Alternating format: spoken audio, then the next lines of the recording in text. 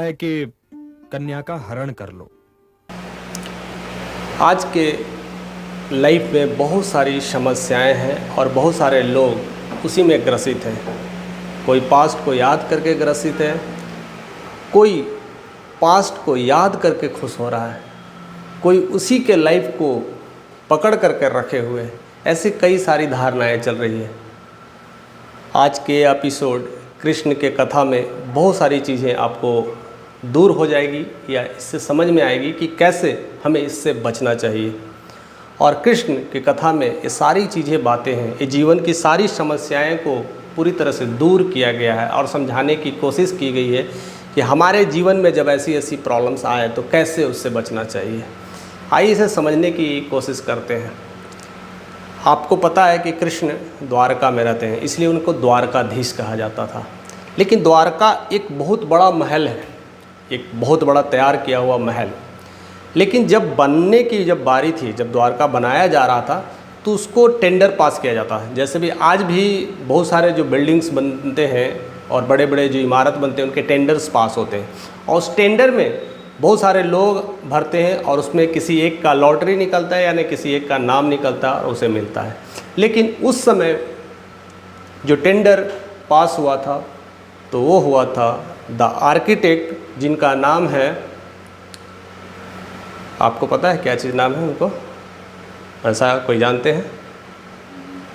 ब्रह्मा जी, उनको नाम है ब्रह्मा जी। ब्रह्मा जी सृष्टि को कैसे कैसे बनाते हैं इसे भी कहा जाता है। लेकिन कई लोग ब्रह्मा जी को सृष्टिकर्ता करते हैं, लेकिन यहाँ पर मैं इसलिए काटना चाहता हूँ क्योंकि ब्रह्मा जी सृष्टिकर्ता करते थे, लेकिन जो कला, जो बनाने का काम होता था वो विश्वकर्मा जी को था। और सबसे बड़ी बात है कि आज विश्वकर्मा भी पूजा भी है और शायद यह कोरिलेट कर रहा है। तो विश्वकर्मा जी को टेंडर मिला था उसे वो महल को बनाने के लिए, यानी द्वारकाधीश को बनाने के लिए वह मौका मिला था। तो उन्होंने एक अच्छा चार्ट पे तैयार किया और उस तरह से एक 3D मॉडल बनाया और 3D मॉडल बना करके रिप्रेजेंट किया गया कि यह द्वारकाधीश ऐसा दिख रहा है, इसमें कुछ चेंज चाहते हैं या कुछ प्लस माइनस रह गया तो उसको चेंज कर सकते हैं। तो मॉडल को दिखाया गया, कृष्ण जी ने देखा तो वह इसमें सब ठीक है, एक चीज़ सुधार की ज़रूरत है और वो सुधार था कि गोकुल के तरफ जितने भी खिड़की और दरवाजे हैं उनको बंद कर दिया जाए। ऐसी बातें सुनते हैं तो शौक लगता है कि गोकुल को बंद कर दिया जाए, गोकुल के तरफ जितने भी खिड़की और दरवाजे बंद कर दिया जाए, रियली ऐसा? तो उत्सुकतावश कोई भी पूछ सकता है। तो उन्होंने भी पूछा, विश्वकर्मा जी ने भी पूछा कि ऐसा क्यों उधर बंद करना, वहाँ तो आपका पूरा बचपन गुजरा है, वहाँ तो सारी यादें हैं। तो कह रहे यही तो मैं नहीं चाहता कि वहाँ की कुछ भी एक हवाएं भी मुझ पर पहुँचे, हवाएं भी लगे। यानी यह बातें क्यों कर रहे हैं, यह समझने की कोशिश हम करते हैं इस कहानी के माध्यम से। जो हवाएं गुजरने की बात की जा रही है, यानी कहना चाहते हैं कि जो भी हमने पास्ट में कुछ भी किया है, जो हमारे बचपन झेला है, जो लड़ाइयाँ लड़ी है, जो कुछ भी हुआ है, हम उन्हें याद नहीं करना चाहते, जो प्रेजेंट में उसे जीना चाहते हैं। यानी पास्ट को आप रख दीजिए, पास्ट को याद करके भी क्या मिलने वाला है। लेकिन हम पास्ट को ही याद करते रहते हैं और कृष्ण कहते हैं कि पास्ट की याद करके हमें क्या मिलेगा, कोई फ़ायदा नहीं है। जो कुछ भी होना है और होगा तो प्रेजेंट मोमेंट में ही है, हमें जीना चाहिए। इसलिए हमेशा वो पास्ट के लिए करके कहते थे कि लोग जो उसके प्रति जो आश्रय रखते हैं, उसको लेके याद करते हैं, वह या तो आलसी होते हैं यानी ढल्ले हो जाते हैं। तो हमें किसी भी पास्ट को लेकर करके इतनी सारी धारणाएं नहीं बनानी चाहिए और पास्ट को लेकर के जय जयकार नहीं करना चाहिए। अक्सर कई सारे स्टूडेंट हमसे कहते हैं कि जब मुझे मन नहीं लगता है, जब मुझे दिल नहीं लगता है, तो मैं वो पास्ट की चीज़ें याद करता हूँ और खुश हो जाता हूँ। और अच्छी चीज़ें ही याद करते हैं तभी वो खुश होते हैं। कई ऐसे सारे पल होते हैं जो याद करके आप खुश हो जाते हैं। इसका मतलब है कि आप पास्ट में जीने लगे हैं। अगर ऐसा जीने की आदत बन जाए तो आपके विचार में वैसी वैसी ही बातें होगी, वैसे वैसे सिस्टम्स जनरेट होगा और जिससे आपके जो मस्तिष्क पे वैसा असर पड़ेगा और आपके दिनचर्या में वैसे ही फ़र्क पड़ना शुरू हो जाएगा। जिसे लॉ ऑफ अट्रैक्शन कहते हैं। यह साइंटिफिक तथ्य है जिसे काफ़ी प्रूफ किया जा चुका है। इसको हम बाद में या काफ़ी डिटेल में समझने की कोशिश करेंगे। आइए मुद्दे पे आते हैं कि फिर हमें ये कैसे बचना चाहिए। तो इसके साथ साथ ये भी कहते हैं, जब द्रौपदी का चीरहरण हुआ था, तो द्रौपदी का जब चीरहरण हुआ था तो तब तक तो बहुत सारे लोग थे, कौरव पांडव बहुत सारे लोग थे, उस समय सारे लोग थे, भीष्म पितामह थे, धृतराष्ट्र था, लेकिन कोई बड़े लोग भी कुछ नहीं कह पाए। चाहते थे, इवन द्रोणाचार्य चाहते थे लेकिन बोल नहीं पाए। जब घटना घटित हो रहा है तो आपने आवाज़ नहीं उठाया, तो घटना खत्म हो जाने के बाद आवाज़ उठा के भी क्या मिलना है। उस समय जब ऐसे मोमेंट पे था तो कृष्ण आते हैं और जो चीरहरण होता है उसको किसी तरह से उसको बैलेंस कर देते हैं और वो चीज़ें रुक जाती हैं। लेकिन उस समय मुद्दे पे कौन सी बातें उठानी चाहिए वो इम्पॉर्टेंट है। उसको ले करके हम पूरी लड़ाइयाँ लड़ रहे हैं, यह उचित नहीं है। इसलिए कई लोग कहते हैं कि जो कौरव और पांडव की लड़ाई हुई थी उसमें द्रौपदी का जो चीरहरण था उसका भी एक कारण था कि द्रौपदी को जिस तरह से चीरहरण किया और परेशान किया गया और इस तरह से जो किया गया काफ़ी आघात पहुंचा, इसके लेकर के भी लड़ाइयाँ हुई थी, महाभारत हुआ था। लेकिन ऐसी बात नहीं है। जब तक कृष्ण थे यह हमेशा सिखाने की कोशिश किए हैं कि पास्ट को लेकर करके हम कुछ भी नहीं कर पाते हैं, अगर करते हैं तो हम उसी में जीना शुरू कर देते हैं। उसकी घटनाएं कुछ और थी जिसकी वजह से महाभारत हुआ है। धीरे धीरे तत्व को हम जानेंगे और जैसे भी आप पढ़ते होंगे कुछ चीज़ें आपको अनुभव भी होता होगा और समझते भी होंगे। दूसरी सबसे बड़ी बात है, अक्सर कृष्ण को हम मैनेजमेंट गुरु भी मानते हैं और चीज़ों को कैसे समन्वय और तालमेल रखते हैं उसका बहुत अच्छा एग्जाम्पल्स सीखने को भी मिलता है और जानने को भी मिलता है। अक्सर कृष्ण को लोग कई योद्धा बोलते हैं, कई लोग कहते हैं मैनेजमेंट गुरु है, कई लोग कहते हैं कि एक अच्छे संचालक थे, लेकिन रियली में एक अच्छे मैनेजमेंट गुरु ही थे।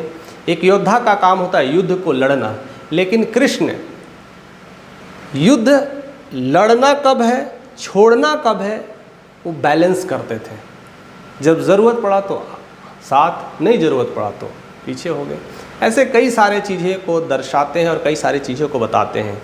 उनमें सबसे एक अच्छा जो क्वालिटी है मैचिंग पर्सनालिटी की क्वालिटी है, जो हर इंसान को सीखना चाहिए, जो कृष्ण सिखाने की कोशिश कर रहे हैं। वो कहते हैं कि जो मैचिंग पर्सनालिटी है अगर वैसे रहे तो हर राइवलरी, हर प्रॉब्लम्स को सॉल्व किया जा सकता है और हर युद्ध को जीता जा सकता है। लेकिन हमेशा लोगों में मिसमैचिंग पर्सनालिटी होती है। आप जो कहोगे वो उसका उल्टा ही करेगा।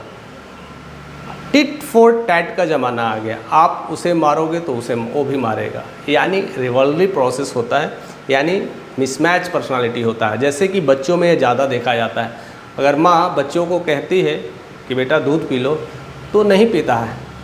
अगर उसे उल्टा कहें आज तुम्हें दूध नहीं मिलेगा, यह दूध मेरे लिए है या फिर छोटे भाई के लिए है, यह दूध उसके लिए है, देखिए फटाक दीपा पी लेता है। ये होता है मिसमैचिंग पर्सनालिटीज़। लेकिन कृष्ण मैचिंग पर्सनालिटी के थे और इसको समझने के लिए कृष्ण कथा का काफ़ी योगदान रहा है और इसी से हम पूरे जीवन को समझ पाते हैं कि कैसे जीवन में आगे बढ़ना होता है।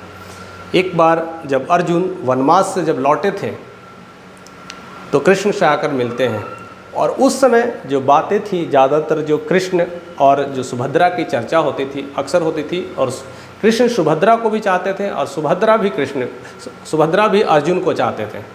यानी अर्जुन और सुभद्रा का एक अच्छा रिश्ता था, लेकिन वनवास के चलते बहुत सारी दूरियां बन गई थी। जब वो लौटे थे तो कृष्ण के पास जाते हैं। अब देखिए कृष्ण कैसे मैचिंग पर्सनालिटी खेलते हैं।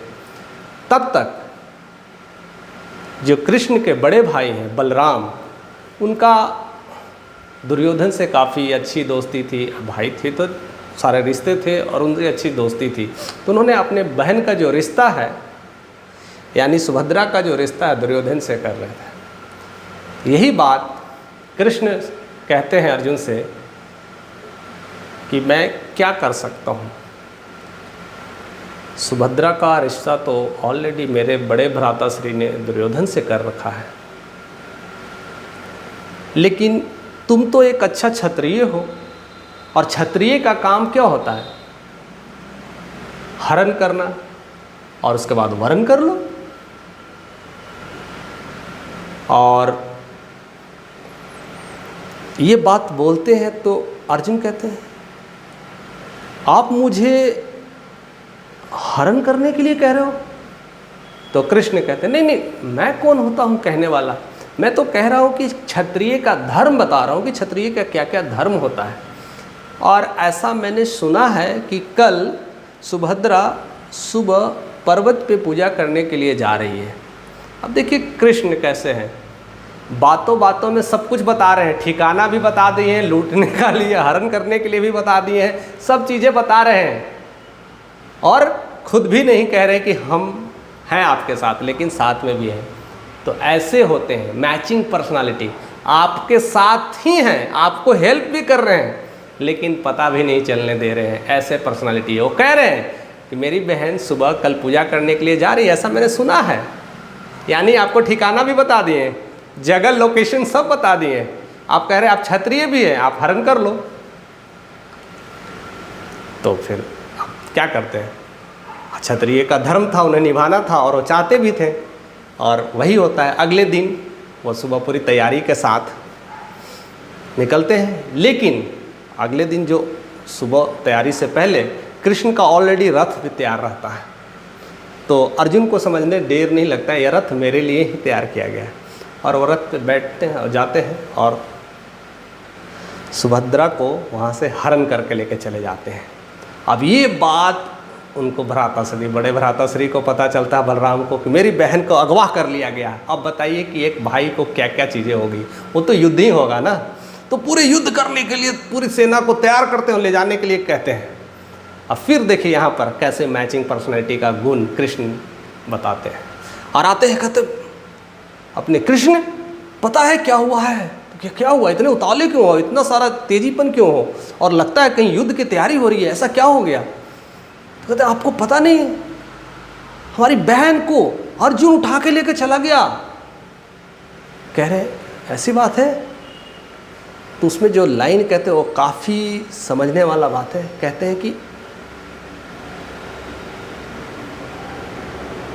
एक बात मैं कहना चाहता हूँ, वो जिस रथ को रथ पे भगा के ले गया, वो रथ मेरा है, और पता है कि वो रथ किस चाल से चलती है, और उस रथ को पकड़ना कितना मुश्किल होगा। थोड़ा असंभव लगता है, लेकिन हमें बहुत मेहनत करना पड़ेगा। साथ साथ वो सब कुछ बता भी रहे कि मेहनत करना पड़ेगा, और साथ भी ये भी कह रहे हैं कि तुमसे ना हो पाएगा, क्योंकि रथ मेरा है, और मेरा रथ को पकड़ने के लिए अच्छे अच्छे सुरमा भी फेल हो जाते हैं। तुमको तो पता है, क्योंकि हमने सारी लड़ाइयाँ लड़ी एक साथ। जितनी भी लड़ाइयाँ लड़ते थे तो कृष्ण और बलराम एक साथ लड़ते थे, तो सारी चीज़ें जानते थे कि हमारे रथ को दुश्मन छू ना पाती है। तो फिर बलराम कृष्ण के रथ को कैसे छू पाएंगे?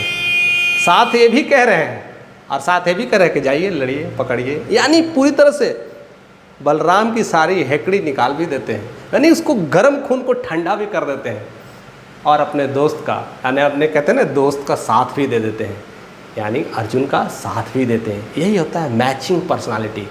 हम साथ तो देंगे, जब हम आपके साथ हैं तो कैसे भी दे सकते हैं, कई रास्ते होते हैं साथ देने का, लेकिन समझने के लिए यह बुद्धि की ज़रूरत पड़ती है। समझने के लिए इंसान को उतनी शांत भावना से होकर के उतनी बुद्धि को डेवलप करना पड़ता है। इसलिए कभी कभी हमारे कौन साथ है, कौन हमारे साथ नहीं है, ये समझ में भी नहीं आता है। कई लोग हैं जो आपसे दूर हैं, कई लोग हैं जो आपसे अनजान हैं, कई लोग आपके अपने हैं, लेकिन दिखाई नहीं देता कि साथ दे रहे हैं, लेकिन एक्चुअली में आपके साथ दे रहे होते हैं।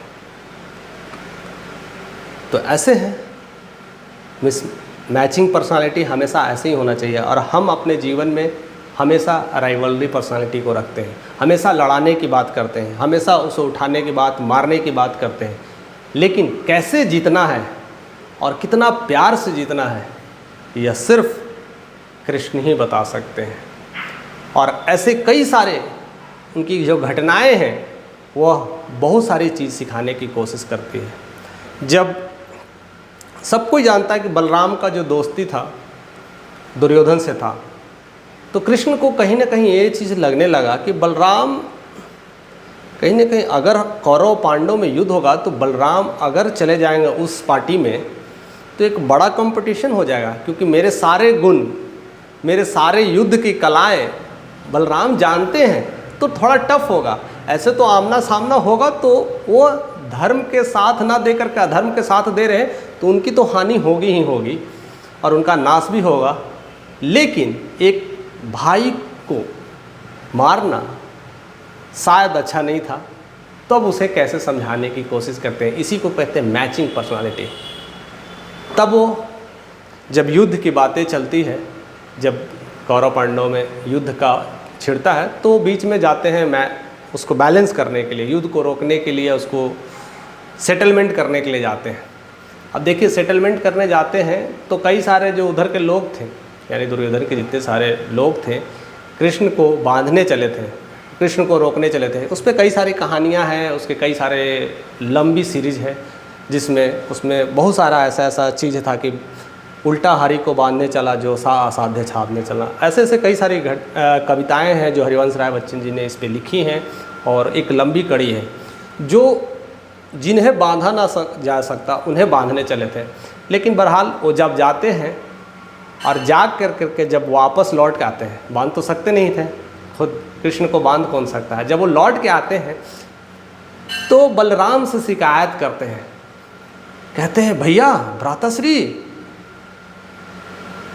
दुर्योधन तो हमें इतना तंग कर रहा था, इतना कुछ कर रहा था और हमें उल्टा बांध रहा था, कैसे है वो, आपके छोटे भ्राता को ऐसे तंग कर रहा था, लग रहा था कि क्या हो गया, और हम तो कैसे भाग भाग करके आए हैं, किसी तरह से बच बच के आए हैं।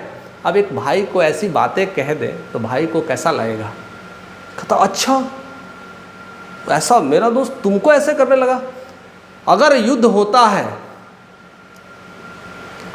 होता है कौरव पांडव में तो मैं किसी का साथ नहीं दूंगा, मैं चल जाऊंगा हिमालय पे। तब कृष्ण कहते हैं आपकी जैसी मर्जी, आप तो मेरे बड़े भ्राता हैं, आप जैसा चाहें।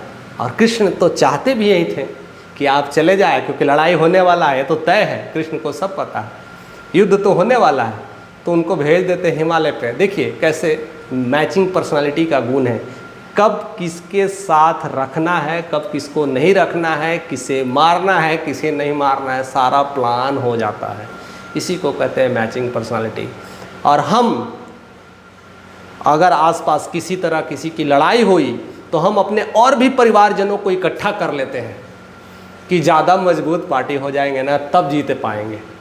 यानी हमें अपने ऊपर संशय बना रहता है। तो कृष्ण यही समझाने की कोशिश करते हैं, इतना ताकतवर बनो कि अकेला सारा युद्ध को लड़ ले। और ज़रूरी नहीं है कि युद्ध को लड़ने के लिए मारना ही पड़े, कभी कभी वहाँ से बचना भी पड़ता है और कभी कभी युद्ध छोड़ना भी पड़ता है। जब ज़रूरत जैसी हो उस तरह से चीज़ें को निकल जाए और लगे कि मामला बात करके भी हो सकती है तो बात करके भी सुलझाया जा सकता है, जो मैचिंग पर्सनालिटी में दिखाया गया है। और दूसरी चीज़ें जो सिखाने की कोशिश किए हैं इस वीडियोस के माध्यम से, कहते हैं कि हमेशा पास्ट में ना रहे तो हमारा जीवन ज़्यादा अच्छा होगा। तो इस दो चीज़ों को हम अपने जीवन में उतारें, कभी भी पास्ट को लेकर करके ज़्यादा खुश और ज़्यादा दुख में ना हो और उसको लेकर के ज़्यादा चिंतित ना हो। जो हमारे साथ होने वाला है, जो होगा, उसके लिए फ़ाइट करें। जो फ्यूचर में भी है उसके लिए भी ज़्यादा चिंता नहीं करना, वो चीज़ें हो जाएगी। जो आपका करंट चलेगा वो धीरे धीरे कहीं ना कहीं फ्यूचर्स ही दिखेगा, और जो निकल गया वो पास्ट ही होना है। तो हमेशा प्रेजेंट मोमेंट में लाइफ जिए और चीज़ों को एक्सप्लोर करना सीखें। ऐसे कई सारी चीज़ों को सिखाने की कोशिश की है। और साथ साथ हमारे अंदर जो दूसरा गुण होना चाहिए वो मैचिंग पर्सनालिटी का होना चाहिए, कृष्ण की तरह। अगर ऐसी दो गुण हमारे साथ आ गया तो हम बहुत सारे कार्य को आसान कर पाएंगे। तो ऐसे ही कृष्ण की कथा में और कुछ जानेंगे, ऐसे बहुत सारी चीज़ें हैं, कुछ सीखने को मिलता है। और हमेशा मैं ये भी कहूँगा कि कृष्ण की बहुत सारी जो किताबें हैं जो इनके जीवन में बनी हैं और ऐसे जीवन के साथ जो जुड़ रही है, हम सबको पढ़ना चाहिए, हम सबको सुनना चाहिए, जिससे हमारे जीवन में ऐसे परिवर्तन आ सके। तो ऐसे ही हमारे साथ बने रहिए, कृष्ण की कथा सुनते रहिए, हम ऐसे ही नई कड़ी आपके साथ लाते रहेंगे। जय श्री कृष्ण।